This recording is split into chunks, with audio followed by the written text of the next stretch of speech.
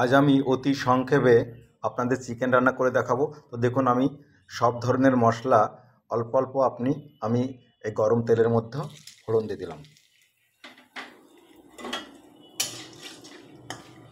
এর মধ্যে গরম মশলার প্রায় সবই উপকরণ আছে, এক্সট্রা আছে দুটো শুকনো লঙ্কা এবং দুখানা তেজপাতা।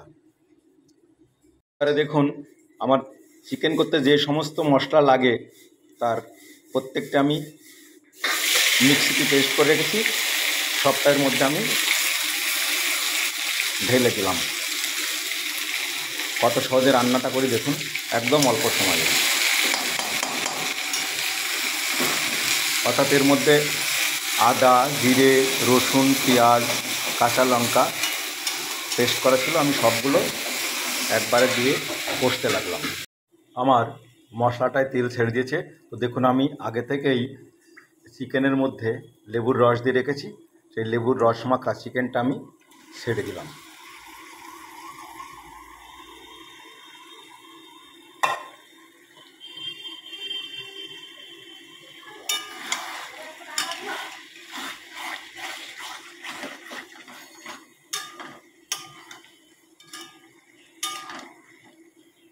এবারে আমি চিকেনের মধ্যে স্বাদ মতো হলুদ,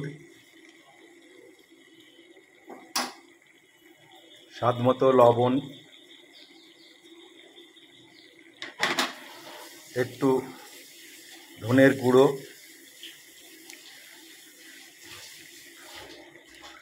আর অবশ্যই সেই হাতে আমি মিট মশলার গুঁড়োটা দিয়ে দিলাম। দেখুন কত সহজে রান্নাটা করি। এই সকল উপকরণগুলো আমি খুন্তি দিয়ে খুব ভালো করে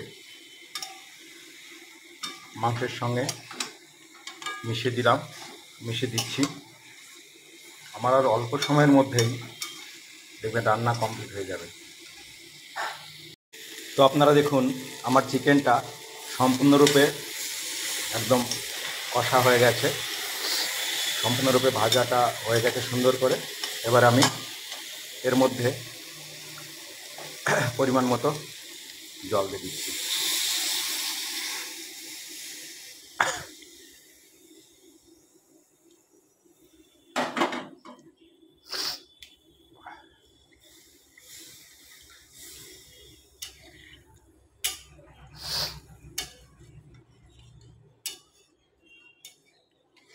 এবার অল্প একটু ফুটিয়ে নিয়ে নামিয়ে ফেলবো।